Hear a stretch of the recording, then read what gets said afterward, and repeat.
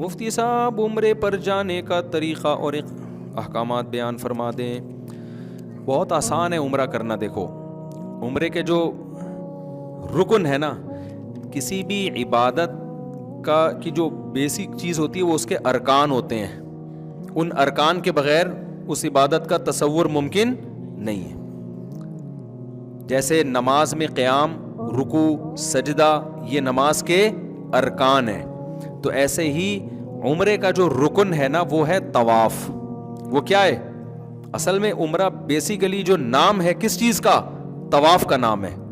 آئی بات سمجھ میں؟ شرط کیا ہے؟ احرام کی حالت میں ہونا.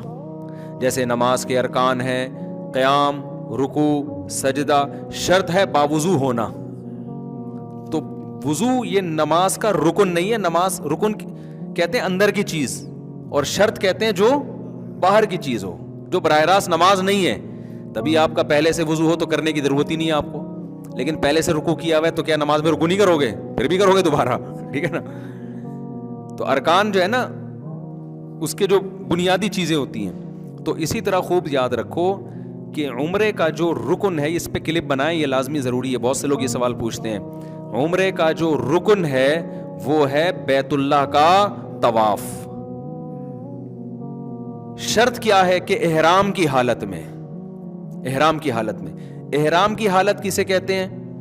احرام اس چادر کا نام نہیں ہے جو آپ نے اوڑھی ہوئی ہوتی ہے. خوب سمجھ لیں. سمجھ میں آ رہی ہے بات؟ جیسے ہم تکبیر تحریمہ جب نماز کے لیے ہم قبلے کی طرف رخ کر کے اللہ اکبر کہتے ہیں اور ہاتھ باندھ لیتے ہیں, اللہ اکبر کی راہ پر پہنچتے ہی آپ نماز میں داخل. اب راہ پر پہنچتے ہی آپ پر نماز کی پابندیاں عائد ہو جاتی ہیں. اب آپ کسی سے بات نہیں کر سکتے, کھانا پینا نہیں کر سکتے, قبلے سے اپنے سینے کو پھیر نہیں سکتے. تو احرام نماز کے اندر بھی ہو گیا کہ نہیں ہو گیا؟ یہ کس طرح سے ہوگا؟ اللہ اکبر کہنے سے. تو اسی طرح یاد رکھو عمرے میں جب احرام میں داخل ہوتے ہیں یا حج میں بھی, تو اس کا طریقہ یہ ہے کہ لبیک اللہم لبیک لا شریک لک لبیک ان الحمد والنعمت لک والملک لا شریک لک. یہ الفاظ کہے جائیں عمرے کی نیت یا حج کی نیت سے. حج کی نیت ہے تو اللہم انی ارید الحج, اے اللہ میں حج کا ارادہ کرتا ہوں, فتقبلہ منی ویسرہ لی. اردو میں کہہ دیں, اس کو قبول بھی کر اور آسان بھی کر, اردو میں بھی کہہ دیں. تو یہ الفاظ کہتے ہی آپ احرام میں آ گئے, چاہے آپ نے پینٹ شرٹ پہنی ہوئی ہو, اس میں چادروں کا ہونا ضروری نہیں ہے. اور عمرے کی نیت سے کہے تو آپ عمرے کے احرام میں آ گئے, چاہے آپ حرم کے اندر ہوں یا حرم سے باہر ہوں, میقات کے اندر ہوں میقات سے باہر ہوں. اب احرام میں آنے کے بعد احرام کی پابندیاں شروع ہو جائیں گی. ان پابندیوں میں سے ایک پابندی ہے کہ سلا ہوا لباس نہیں پہن سکتے. اس لیے پہلے سے سلا ہوا لباس اتار لیا جاتا ہے, کیونکہ جب لبیک اللہم لبیک ختم کریں گے نا عمرے کی نیت سے, تو فوراً احرام میں تو آپ سلا ہوا لباس تو پہنا ہوا ہے نا آپ نے, تو گناہ ہوگا آپ کو. اس گناہ سے بچنے کے لیے کیا کیا جاتا ہے بھائی؟ سلا ہوا لباس پہلے اتارا جاتا ہے, احرام کی نیت بعد میں کی جاتی ہے. تو احرام نام ہے, احرام کی نیت سے تلبیہ پڑھنا. اس حالت میں جو آپ آ جاتے ہو نا, اس حالت کو احرام کی حالت کہا جاتا ہے. ان چادروں کو احرام نہیں کہا جاتا. وہ چادریں جو ہیں احرام کا حصہ ہیں, یعنی احرام کی پابندیوں میں سے ایک پابندی, اور وہ چادریں بھی نہیں ہیں. اصل حکم یہ ہے کہ سلا ہوا کپڑا نہیں پہننا. اب ظاہر ہے سلا ہوا کپڑا تو نہیں پہنیں گے تو اب کیا کریں پھر؟ تو کچھ تو پہننا ہے نا. تو وہ جو کچھ پہننا ہے وہ احرام میں داخل نہیں ہے. وہ کچھ پہننا وہ اس کا شرم و حیا سے تعلق ہے. صحیح ہے نا, کہ بھائی سلا ہوا نہیں پہننا. یہی وجہ ہے, یہ میں اس لیے بتا رہا ہوں کہ بعض لوگ احرام باندھ کے واش روم جا رہے ہیں تو ان کو وہی چادریں اتارنی پڑتی ہیں.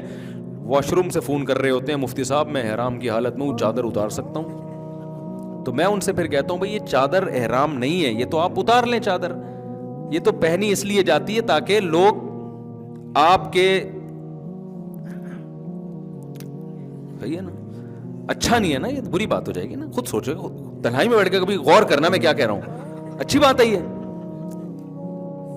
تو جسم تو چھپانا ہے نا اپنا, تو اس کے لیے یہ کیا جاتا ہے. تو اس میں چادریں داخل نہیں ہیں. دوسری بات یہ کہ اس احرام, اگر آپ مکہ جا رہے ہیں کسی بھی نیت سے مکہ جا رہے ہیں، میقات سے باہر سے، جیسے کراچی سے، طائف سے، مدینہ سے، تو اسلام کا حکم یہ ہے کہ آپ میقات بغیر احرام کے کراس نہیں کر سکتے.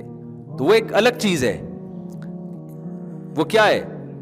اس کا عمرے سے تعلق نہیں ہے، بلکہ اس کا اس سے تعلق ہے کہ آپ نے عمرے کی نیت کر کے میقات میں احرام باندھا کیوں نہیں، آپ نے عمرہ کیا کیوں نہیں. تو عمرہ نہ کرنے کی وجہ سے آپ پہ دم واجب ہوتا ہے. تو اب اس کا عمرے سے براہ راست تعلق نہیں ہے، بلکہ وہ یہ ہے کہ مثال کے طور پر شریعت آپ کو حکم دے کہ فلاں وقت میں نماز پڑھو، نہیں پڑھے تو یہ سزا ہے آپ کی. تو اب جو بھی باہر سے آ رہا ہوتا ہے مکہ یا بیت اللہ، مکہ جا رہا ہے کسی بھی کام سے، تو اسلام اس پر لازم کرتا ہے کہ آپ چونکہ مکہ اللہ کا شہر ہے، آپ اس پہ جا رہے ہو اور آپ ہو بھی مسلمان، تو یہ جو اللہ کی باؤنڈری ہے نا جس کو میقات کہا جاتا ہے، تو پہلے آپ نے جا کے عمرہ کرنا ہے اور احرام آپ کا شروع ہوگا میقات سے پہلے. یہ اگر آپ نے کراس کیا میقات تو بعد میں احرام تو مان لیا جائے گا، لیکن دم آپ پر واجب ہوگا کہ آپ نے کیوں یہ بغیر احرام کے کراس کیا. سمجھتے ہو کہ نہیں سمجھتے؟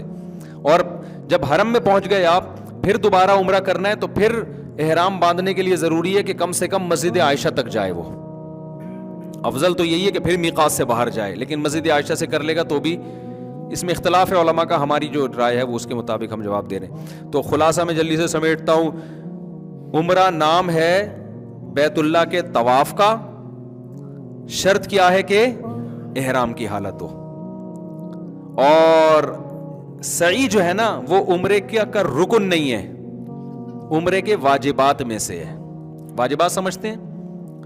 یعنی اگر سعی نہیں کریں گے آپ نے طواف کرنے کے بعد تو گناہگار ہوں گے اور دم دینا پڑے گا آپ کو. دیکھو رکن چھوٹ جائے نا تو چیز کا وجود ہی نہیں ہوتا. کرتے ہیں سجدہ کرتے ہیں، یہ ارکان ہے نا. رکوع چھوٹ جائے، سجدہ چھوٹ جائے تو سجدہ سہو سے نماز نہیں ہوگی، کیونکہ نماز کا رکن ہی نہیں پایا جا رہا. لیکن اگر آپ نے یہ تمام چیزیں کر لیں، اتحیات کے بعد غلطی سے درود شریف پڑھ لیا، اٹھنے میں تاخیر ہو گئی، تو ارکان تو پھر بھی پورے ہو رہے ہیں نا. تو ان غلطیوں کی وجہ سے کیا لازم ہوگا؟ سجدہ سہو. تو جب آپ گئے احرام کی شرط پوری کر کے آپ نے بیت اللہ کا طواف کیا، اس طواف کے نتیجے میں آپ کا عمرہ ہو گیا. سعی یہ عمرے کے واجبات میں سے ہے. آپ اگر نہیں کریں گے تو گناہگار ہوں گے، لیکن عمرہ آپ کا ہو جائے گا، آپ پر دم واجب ہوگا. لیکن طواف ہی چھوڑ دیا آپ نے تو دم سے عمرہ نہیں ہو جائے گا، پھر تو کیا ہی نہیں آپ نے عمرہ. تو اس میں جو مرکزی حیثیت ہے وہ بیت اللہ کو ہے. آپ جو جاتے ہیں بیت اللہ کے طواف کرنے کے لیے جاتے ہیں اصل میں. حج کس کا نام ہے؟ حج میں 2 ارکان ہیں، عمرے میں کتنے ہیں؟ تو اس لیے کچھ بھی نہ ہونا تو آخری درجہ یہ کہ احرام باندھ کے طواف کر لے آدمی ہر قیمت پہ، بس عمرہ ہو گیا اس کا. باقی چیزوں کی تلافی دم سے ہو جائے گی، جانور ذبح کرنے سے. تو حج میں بھی یاد رکھو 2 کام حج کے ارکان میں سے ہیں، وہ نہیں ہوں گے تو حج نہیں ہوگا آپ کا. 2 کام کر لیے نا تو حج ہو گیا، باقی تمام چیزوں کی تلافی دم کے ذریعے ہو جائے گی. تو ایک ہے اس میں طواف زیارت جو بقرعید کے دنوں میں ہوتا ہے، سمجھتے ہو؟ حج اس کا نام ہے. یہ جو بقرعید کے دنوں میں، اس کے ٹائم بھی متعین ہے، وہ ٹائم بھی آپ آگے پیچھے نہیں کر سکتے. جیسے فرض نماز کا ٹائم متعین ہے نا، تو جو حج کا فرض طواف ہے اس کا بھی ٹائم شریعت میں متعین ہے. اور دوسرا رکن ہے وقوف عرفہ. عرفہ کے میدان میں 9 ذی الحجہ کو جا کے ٹھہرنا، اور شرط یہ ہے کہ احرام کی حالت ہو. اور یہ احرام کی حالت میں ہونا یہ وقوف عرفہ کے لیے شرط ہے، طواف زیارت کے لیے شرط نہیں ہے. تو 9 ذی الحجہ کو جو عرفات کے میدان میں چلا گیا احرام کی حالت میں، اور وہاں تھوڑی دیر بھی اسٹے کر لیا اس نے، یہاں تک کہ ہیلی کاپٹر سے بھی گزر گیا، کسی بھی طرح اس میدان کی محاذات میں آ گیا، اور پھر بقرعید والے دن اس نے 7 چکر بیت اللہ کے گرد لگا لیے، تو اس کا حج کیا ہو گیا؟ کمپلیٹ. باقی گناہ ہوگا اس کو کہ وقوف منی کیوں نہیں ہے اور سعی کیوں نہیں ہے، تو ان گناہ بھی ہوگا، اور اس کی تلافی کے لیے رمی کیوں نہیں کی اس نے. تو یہ ساری چیزیں کی تلافی کس کے ذریعے ہو جائے گی؟ دم کے ذریعے. اس لیے خوب سمجھ لو کہ اگر حج کا آپ احرام باندھ لو نا تو اب ہر قیمت پہ آپ نے وقوف عرفہ کرنا ہی کرنا ہے.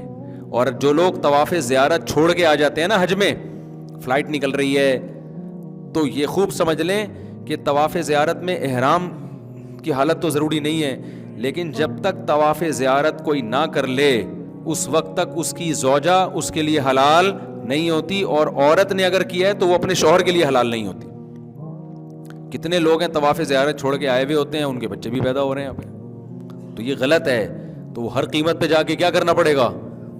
تو اس لیے طواف زیارت کو حج میں بہت فوکس کرنے کی ضرورت ہوتی ہے کہ بھائی یہ تو کرنا ہی کرنا ہے.